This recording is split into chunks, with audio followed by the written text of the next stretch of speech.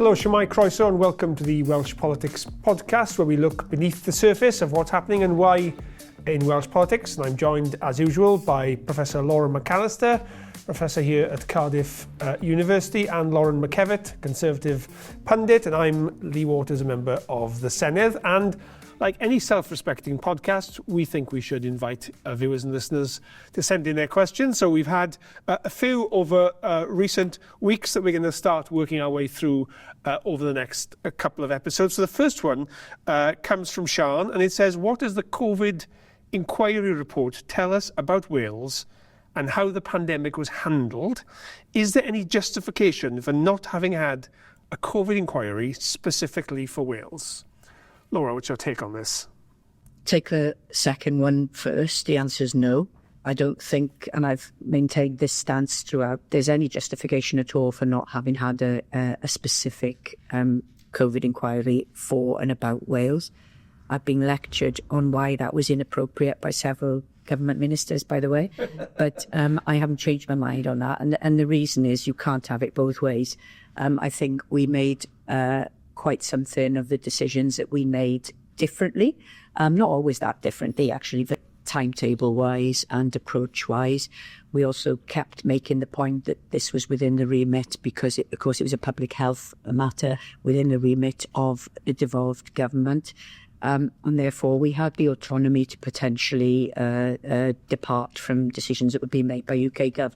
Therefore, as the good academic I am, it makes no sense not to have had a special inquiry for Wales because for the simple reason that we need organisational memory, and you only get organisational memory for future pandemics or other disasters looming, because there will be, if you have data that is distinctive to Wales and you have evidence and a history that and an account of what happened here in Wales. Just the first point you made, what does it tell us about Wales? I think it tells us that, if not Wales, but the Welsh Government is nervous about proper scrutiny. I think it tells us that they like to have the autonomy of being a devolved government without having their feet held to the fire when it comes to really important, couldn't be more important issues than a global pandemic and how it handles it. Okay, well, I'd like to come in on that. But Lauren first, obviously the Conservative government and the Scottish government were all criticised in this. What's your reading of the report? Oh yeah, absolutely nobody came out of this looking great. Let's be really clear. There were decisions made by every single administrative body in this country that came up for criticism, quite rightly. I think, in terms of, should they have done their own report? Should they, should the report have looked the way that it looks? My preference probably would have been to have a four-nation report done, with better collaboration between the devolved governments and the UK government, so that you had one panel that everybody was, providing suggested members to.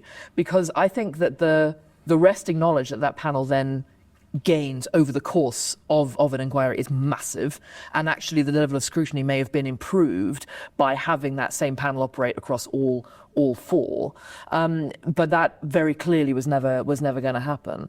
The reason why I'd be keen to do it more that way is I think that an issue like a public health issue, which will not respect borders, which has no respect for our political settlements, which runs riot regardless of who's in power where, is the kind of thing that needs a more collaborative approach to how it's analysed and how it's dealt with. And so in the analysis after the fact, it would have been nice if we could do that, but that would in no way have matched how COVID was actually handled to begin with, where there was poor collaboration, there was a lack of understanding across every administration as to how to deal with this well. And, I remember, so I was in Kenya for the first part of the pandemic. I remember watching one of the press conferences with a UK government minister who was an England UK government minister, looking like he was learning about the devolution settlement in real time at the podium at the press conference. So very clearly there was not enough understanding about how to handle things like this from just about everybody. And in the cleanup, I think that could have been handled better by a differently run inquiry. I don't necessarily think that hiving it off for a Wales-only inquiry would have adequately understood borderless nature of a disease.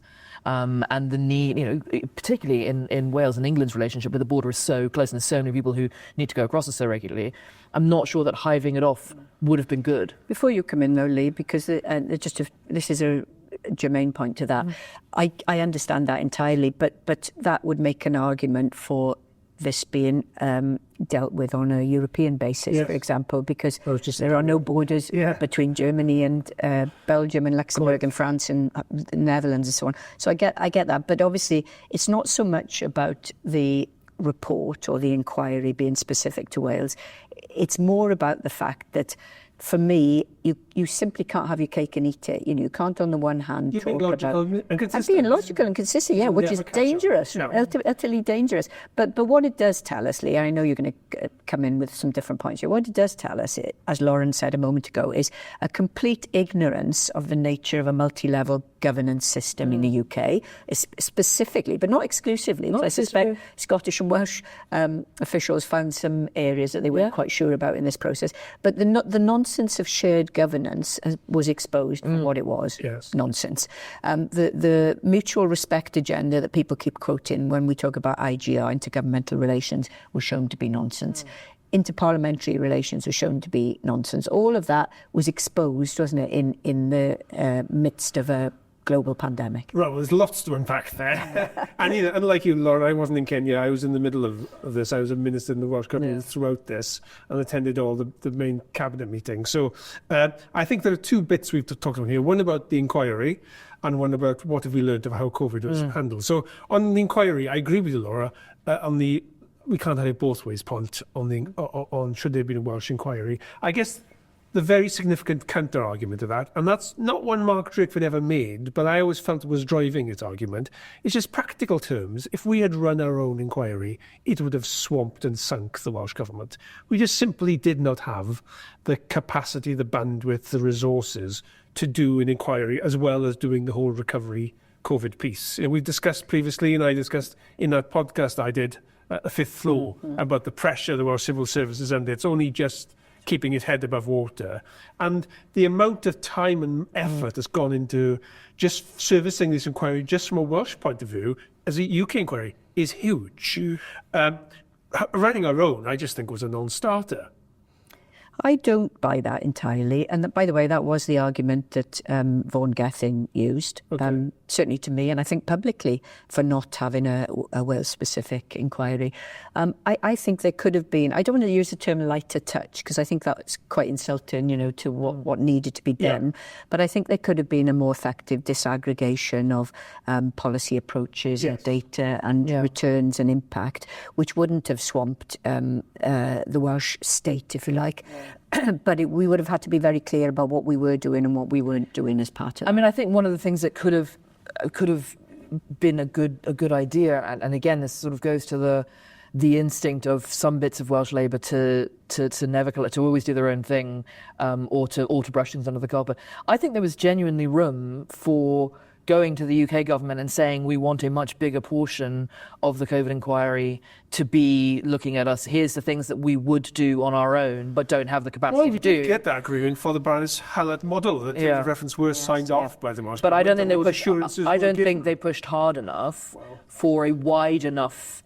I think basically the inquiry looked into England a lot more heavily in their areas where the Welsh Government could have asked the inquiry to look more heavily into them, and they didn't want the scrutiny. Well, let's come to that. Just on Laura's specific point, I think you're right about the model of public inquiries, and there's a piece in the FT arguing this, that it's just completely the nature of UK public inquiries. This is something like a £200 million inquiry, whereas the Netherlands and other countries completed theirs some time ago, much more light to touch, much more focused. And we have this very legalistic, full-on, have your QCs and everybody gets their... Well, we have a very different legal system to the Dutch, and this is part of the reason... legal system. It's not based in the legal system, because other countries which have similar legal systems to the UK's have also managed lighter touch inquiries. But there is an element to, our obligation towards public record keeping, and these are our legal obligations. They've got those. So other countries are in many ways a lot more strenuous. The FOI Act is an example. It's a lot more strenuous than some of its counterparts on the continent. I think the point of it, there's a different model of inquiry we could have done, which could have been strong on a Welsh level,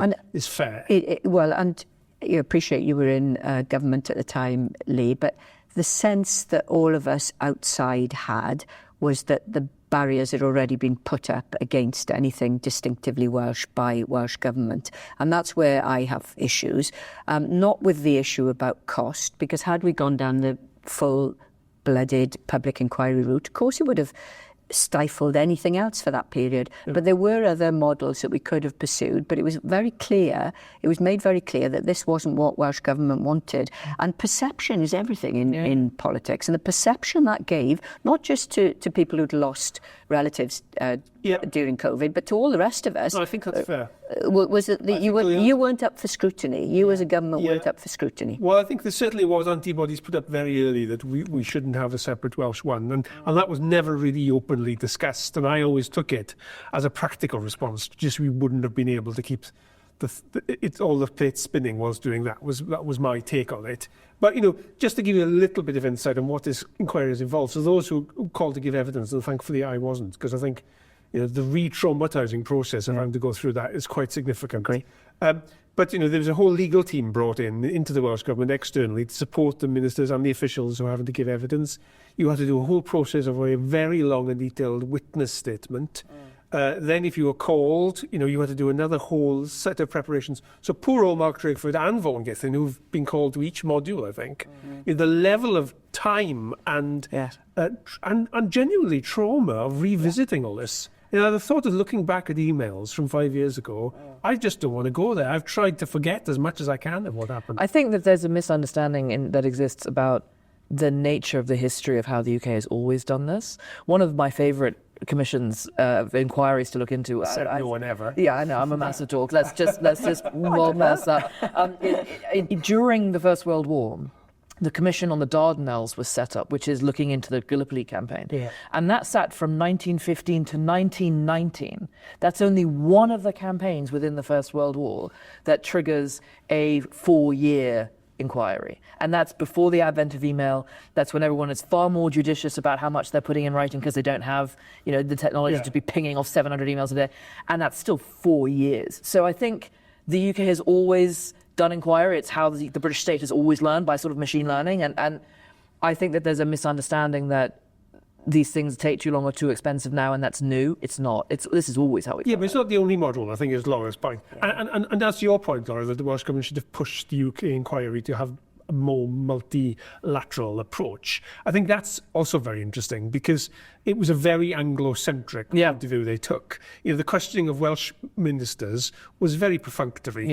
It was, here's a tick box, we have to have someone from Wales. So, for example, we had the SPADs and the WhatsApp focus in England, therefore we should have the Chief SPAD and the WhatsApp focus in Wales. Even though it wasn't relevant. A different dynamic. And also, the thrust of the questions was, how dare you depart from the approach taken in England? You have to justify why you took it. Which is insane when you think about the original design of how the state was going to run this, which was to use the Civil Contingencies Act, which has the public health sections within it. That argument would fly slightly if they'd used the Emergency Powers Act, and in contravention to that, the Welsh Government had tried to do things on its own when the Emergency Powers Act would have taken that power away from them. But that's not what happened. The using civil contingencies gave the power to the devolved administrations to do this under their own steam, and as a result, you've got a question on the basis of what was the decisions being made in those areas rather than on the standard average of what England did and viewing it entirely through the prism of that. But it is back to my point about what is the appropriate unit for managing a global pandemic? Is it localized? Is it localized at all, or is it how do you construct the unit, the entity that is going to manage it? Because mainland Europe, if you were being entirely rational, could have had one policy for all of that area. And it's not as if Britain is really an island when it comes to a pandemic. Yeah, and within that, it's important to talk then about all the things that Mark Drakeford and the whole Welsh Government didn't have any control over. You couldn't shut the borders to Cardiff Airport. You couldn't stop flights coming in from overseas. There's no power that exists within the Welsh Government to do that. And yet you look at some of the responses elsewhere, like the Kenyan response when I was down in Kenya, where they shut the physical land borders to the outside world much, much sooner, which, by the way, was why I was still in Kenya. It's because I couldn't leave. the powers that exist within what Drakeford was able to do are constricted by this. So that brings us approach. up to the leader of what the report actually said about the way that the crisis was responded to. And my take on that, I think there are two different elements. One is the seriousness with which the governments approached this crisis. And I also think I guess your ideological prism of how you think it should be best dealt with. And quite clearly there was a very great difference between the Welsh and Scottish on the other hand, one hand, and the UK government on the other. And just from an ideological point of view, you clearly had a bunch of politicians in Westminster who had a view of the state and a view of risk and personal responsibility, who were clearly very sceptical about the whole paternalistic, we know best, we're going to look after you, this whole idea of we should take risks and so on. So that seems to be a legitimate ideological debate to have. But I think that was one of the reasons why you had this lost month and so on in February before the pandemic at the UK level, because they just didn't agree of taking a sort of a public health-led approach to this. And then the second thing is the issue of just how seriousness they took it. And that's where I think the Welsh government comes out of this well and the UK government comes out of this poorly. And I think by how it praised Mark Drakeford for the consensual way the decision-making was run and the seriousness of which it was taken. Whereas in the London government, it seemed to be chaotic. Certainly in the meetings I took part in. Now we know what Boris Johnson's own personal behaviour in the weeks leading up to it, taking a week off, not taking part in meetings, going out, shaking everyone's hand. This whole sort of cavalier attitude he had to it. Yeah, I don't think any of that should be surprising though, because in crises, there are certain types of leaders who will be more reassuring to the public than others, and Johnson was never going to be that kind of leader because it wasn't his strength, whereas Mark Drakeford was. And actually, in a strange kind of way, so was Nicola Sturgeon, because of a very proper and straight and clarity was a strength.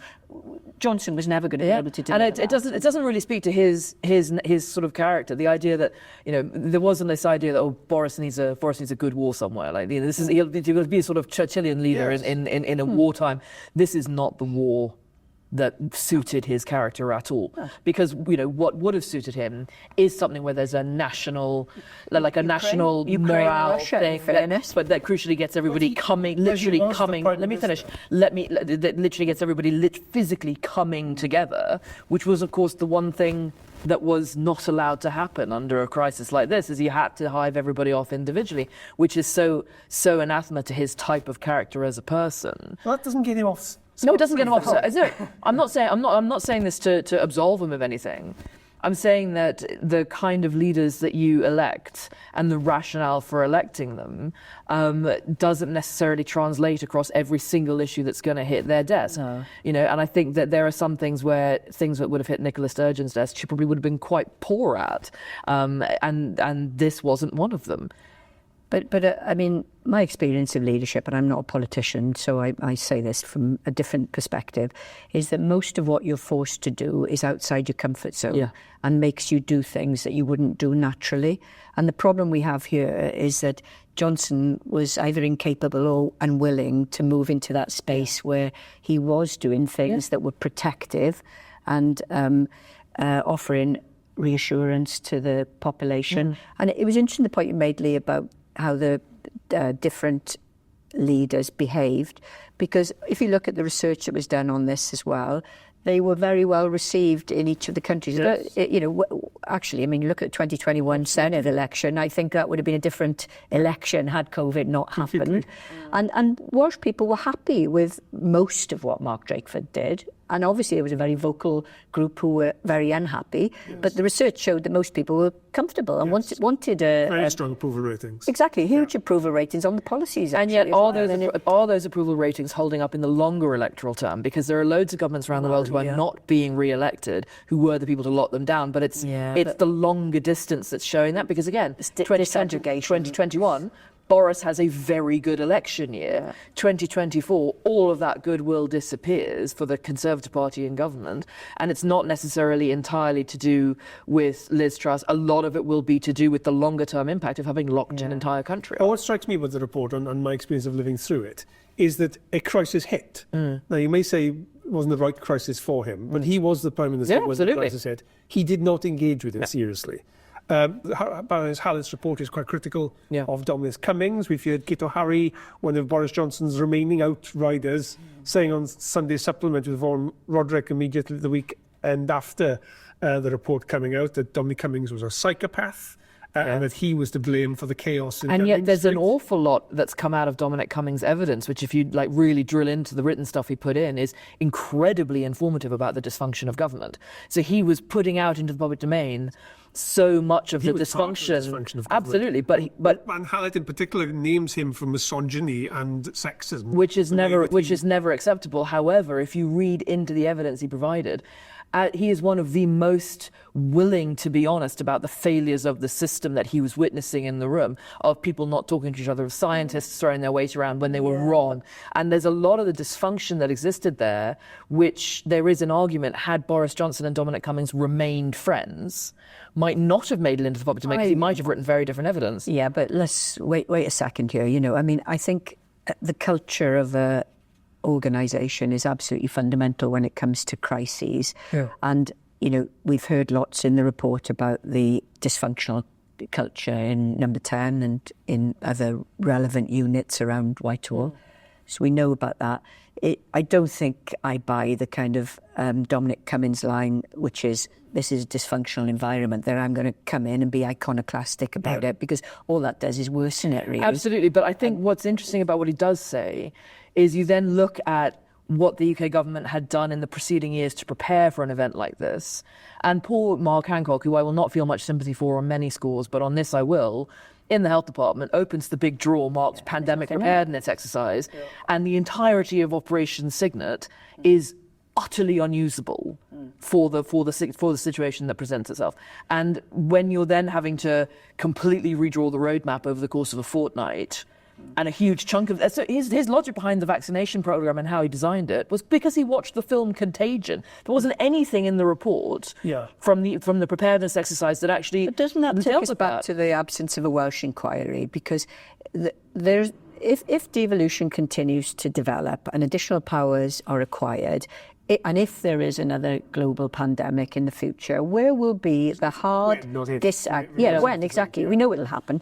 Where is the disaggregated information on Wales that will allow us to put, as Lauren said, open that drawer, find a good manual of the headline issues that we need to remember from COVID? And I think that's a fair point. I think it's a fair criticism of the whole inquiry, because my discomfort of the inquiry, and certainly the discomfort of those who've gone before it, is very prosecutorial in style. It's not a sort of, an airline investigation style of what can we learn, no blame culture, let's have an honest conversation about what we can do better next time. It wasn't that at all. Is that just inevitable in a judge-led inquiry? Very possibly, because, the other inquiries have been similar in tone, and you have these barristers grandstanding and, playing to the cameras. And so I think that's been, for me, that is the big failing of the inquiry, is what it set out to do. I think they also, the inquiry received some really good evidence from, for example, the evidence that's really sticking out of my mind is Helen McNamara's evidence, where she was talking about the Prime Minister was already in hospital. And what she was doing that day, while there is panic stations about the Prime Minister being in hospital, is she's writing a memo on continuity of government, on the constitutional ramifications of a huge range of stuff.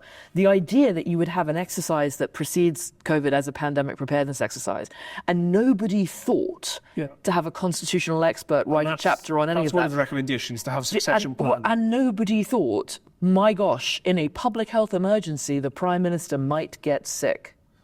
They don't have the ability to lock everybody into Number 10 to stay there and live there for 6 months. The fact he got sick, Lauren, to me, is part of the cavalier attitude that we saw from Boris Johnson, the way he treated the disease. And contrast to that to the Welsh and Scottish governments, who took it incredibly seriously. So I think is a leadership style and tone. Mark Drakeford wasn't going out trying to shake everyone's hand to show it is all around. I also, let's be really fair here, I think that the people that Mark Drakeford and Nicola Sturgeon are meeting are significantly less international on the average week, are significant. So the number of people the Prime Minister meets is significantly higher than the number of people the First Minister has to meet. Anyway, that's a different point. That's a complete side issue. It is about the seriousness and the tone in which you behave as a leader in these moments. And things like, again, I think it's partly ideological. The paternalistic instinct to listen to the experts. I mean, you heard Michael Gove famously tell us during Brexit, we've had enough of experts. But there was that disdain, that scepticism of experts at the UK level, whereas the Welsh level, we're far more inclined to take what to follow it. There's a huge chunk from the report that indicates that a lot of the experts were just flat out wrong. 100%. That's and we were listening to them in England, and that was a mistake, as it turns out. But who else would have been? Can I just raise a slightly different point, which I think is really interesting? I mean, I haven't read the whole of the report. I've just read part of it. It's quite a substantial document, isn't it? But something that struck me was the way in which the UK Govt used so many statutory instruments to bring in all the COVID regulations. There were like 500 plus, I think. Yeah, I heard. Lots. Yeah, and we obviously we did in Wales as well. And I wonder if we just step back a little bit, whether we needed to do as much in the way of those regulations by SIs, because there is an argument, isn't there? And I think I heard Helen McNamara say this in a niche interview. It is a niche take, but come on, let's go on. That's what we're about. Absolutely. We're all for niche takes on everything. I just didn't see this one coming. No, it's fascinating to me because I wonder if in a pandemic you can actually trust people more than you think to behave decently. There will always be people who won't behave decently in every area of life, okay? But in a pandemic, I think most people will want to protect themselves and their families. I don't think they need to be told in quite so much detail, and this is a criticism of Welsh Govt as well, you can only have 3 people sitting. I disagree, and the reason that I disagree with this is because of the sheer volume of misinformation that exists in the world and on the internet. And I remember particularly at the end of 2020, I moved house. So it was in December. So you had regulations where you could move house again, and I was moving out of London. I was moving back to Gloucestershire, and I had movers in. And these guys were from the South Asian community, and from the stuff that they're packing up in my house, right? They understand that I work in a political type sphere because they're suddenly boxing up 700 books on really niche areas of politics. And he said, "So is this what you work?" And I said, "Yes." And he said, "Can you tell me something?" And he whips out his phone and he gets his WhatsApp group up, and he's in a WhatsApp group with all his aunties, all of whom are telling him all of these really different things that are they're just complete balls. They are conspiracy theories from online. They are sort of Ayurvedic methodologies for getting rid of shit with absolutely no evidence to back them up. Exactly. It's like really random stuff. And he said, what's true about this? I think that you would like, from a government point of view, you would like to be able to think that you can trust people to do this. And for the most part, you can. But you don't regulate for the most part. You regulate for the extremes. And also, I did a lot of direct communication with people as a constituency Senedd member. I used Facebook an awful lot. And because I was in these meetings every day, I knew what the rules were. By the way, which is one of the things I can't understand about the whole Boris Johnson defence, I didn't understand the rules. When you're set in, you should understand the bloody rules. We understand. No, it's incredibly silly. And I was, that's part of his seriousness anyway. I won't sidetrack myself.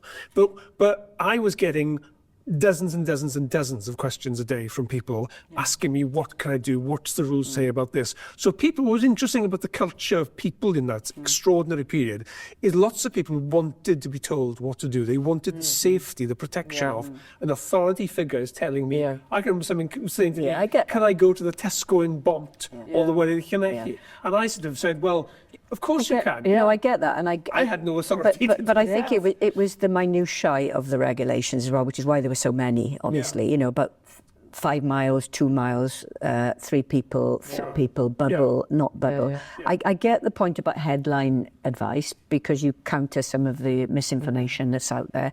But I think we got carried away. I think we drilled down so much. I know this is niche, but I think we drilled down so much that we had so many SIs that were restrictive that actually confuses people. Well, I think you've got to give people some autonomous space in which they will behave in a good way, because I firmly believe that most people will look after themselves as well. I also think there was a big. This would have been a better outcome for the report rather than the whole blame game. Yeah, of course. This sort of discussion. Yeah. Sorry, Laura. This was also a big issue between the Welsh and the English side of things. I remember during the commission, I did a lot of work with Race Council Cymru. One of the groups I met was a Chinese group. And there was a lady from North Wales who said, I wasn't confident in the language I was hearing on the news. I didn't really understand. I called my daughter and asked her to explain, and her daughter went through the code regulations. The daughter was in Manchester. And so she'd called the most logical person to be able to translate for her, and the daughter was giving her the English regulations in England because that's what she was receiving on the news in English. She wasn't listening to Welsh news. And I think that when you drill into the minutiae, and therefore it's so obvious how big the differences are, because the difference is 8 meters over there and 6 meters over here. You stumble into a lot of these problems, and that's part of the rationale, I would think, from having a more UK-wide approach to these things. Well, because there's a lot of difference for difference's sake in some of this. Well, I don't agree with that at all. You keep, it's a theme you keep returning to. I just fundamentally disagree with that mindset. But that's why where we're on this podcast. Yeah, exactly. I was going to say, well, you would, we see things differently. But I think what was interesting, were it to happen again, because what was interesting is some of the reporting, some of the BBC UK News correspondents, for example, were doing reports sort of disbelieving the need for some of the travel restrictions in North Wales, for example, which was not their place to do. No. But it's a cultural shock. This had never happened before. Yeah, the awareness of where health powers sat, we knew famously, pre-COVID, most people in Wales thought that Jeremy Hunt was the health secretary for England. Well, and the polling on the commission indicated that even after COVID, the percentage point had only moved, about 3%? So people understanding who was running what? My mind is, would that be different next time? So would that lady, for example, phoning her daughter in Manchester, if this happens again, be far more aware that there could be different rules? Well, the polling that we did on the commission would indicate not necessarily. Yeah, but it's not about polling, because I think, knowledge takes a long time to permeate through. I think it is about this concept of mutually respectful intergovernmental relations, which we're nowhere near, in any shape or form. And, I remember those journalists, I remember the Vox Pops ones that journalists, still insist on doing, where they'd interview some indignant tourist at the border who'd say, I can't believe I can't come to my holiday home in Abergele or whatever. And you're like, hang on a minute, this happened, borders exist everywhere in the world, and governments exist everywhere in the world. It's not that much of a shock, really, but that's emblematic of a power relationship between the nations of the UK. That's the point. Sorry, Lawrence, just to drill down on this point about the power relations, because you're saying the multi-level the relations didn't work. Well, that's not inevitable. That's a choice. Now, you're back to Boris Johnson. One of the things that comes out in the report is the lack of trust in the relationship between the First Ministers and the Prime Minister. And one of the things we know from Boris Johnson in his evidence, that he took a view that he wouldn't meet with the First Ministers regularly. He delegated that to Michael Gove because he did not want to send the signal that we had a federal government in the UK. He didn't want to put Scotland and Wales First Ministers on the same platform with him, which is outrageous, but that was a very deliberate choice by him. I don't know that it's necessarily outrageous. It is true. And there's nothing, by the way, as far as I remember from years ago, there's nothing in the law establishing the devolved administrations, the different laws, that indicates that the prime ministership is protected. Only Westminster is protected as the senior rank. In theory, inventive first ministers could demand that it rotates, like the G7 does, but they don't. And there is a hierarchy here, and a First Minister of Wales is not as important as the Prime Minister of the United Kingdom. He just isn't. And I think, or she in this case, and I think... Well, that's not true in this instance, because the powers, they had equal. But they didn't, because they didn't, because who was financing everything? Who was able to shut the international borders? Who was able to control the police? There absolutely is a difference. We're asking the wrong questions here, though, aren't we? Because, technically, Lauren is right up to a point, but if that's what we need to focus on, we're asking the wrong questions, because this has to be about the reality of multi-level governance in the UK in this instance, with an elected government by the people of Wales or the people of Scotland. Same goes obviously for the Prime Minister and the UK Govt. Surely it's not too much to expect that there would be sufficient esteem and respect for a desire to make those relationships work, because that's what the public want. We know that from the Commission. The public told us time and time again they wanted these relationships. I think giving the power to Michael Gove to have those conversations probably adequately and accurately reflects who was going to be better at doing it. Because Boris Johnson would have been bad at doing it. Sure. Well, that's not and I think the point I was going to make a little bit earlier on the multi-level thing is I think that there is also an obligation from a government communications point of view and a media point of view to have a realpolitik understanding of who is consuming what information. So I think from a government communications point of view, there should have been a much clearer statement made from those podiums regularly that said, because more people were watching those than were watching the devolved equivalents, that said, this is England only, this is Wales, this is Scotland. An awful lot of people in Wales were watching the Wales absolutely, but using the bigger platform to say there is a difference, pay attention, and then having a conversation with broadcasters to say, in the national news, you have to talk about all 4 nations who are doing this. That's a really good example, Lauren, of where there was divergence of view and how it came through. So, for example, I remember, because I had a role in the communications for a good while, the UK government changed its advertising to a stay alert headline. And we were scratching our heads, what the hell does stay alert mean?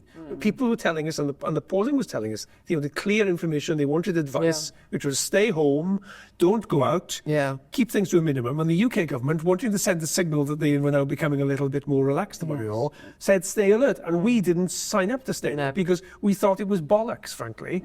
But so the Podio had its sticker of stay alert. So it's not. So the reason you were nervous about that is because of how many people in Wales were paying attention to what came from that podium, and that's why there was going to be a confusion. And so my point is, from a government communications point of view at a UK government level, I believe that they had an obligation to be far more clear from that podium about what was England and what was Wales, and that's why it didn't help. That's why it didn't help that people like Matthew Hancock were standing behind that podium and learning in real time what they were and weren't in charge of. I think your point about the need to avoid mixed signals, but they were mixed signals because we had different signals we were wanting to send. And that was the problem, ultimately. Yeah. You can't, get a framework around that. That ultimately is just a different view of the best way to do it. But I think you can use a platform like that to say, by the way, this is only in England. And that's where the macho politics got in the way, because you clearly, from Boris Johnson down, you had they wanted to assert that they were the grown-ups. And they wanted they wanted the rhetoric about a British response, and they wanted to be able to.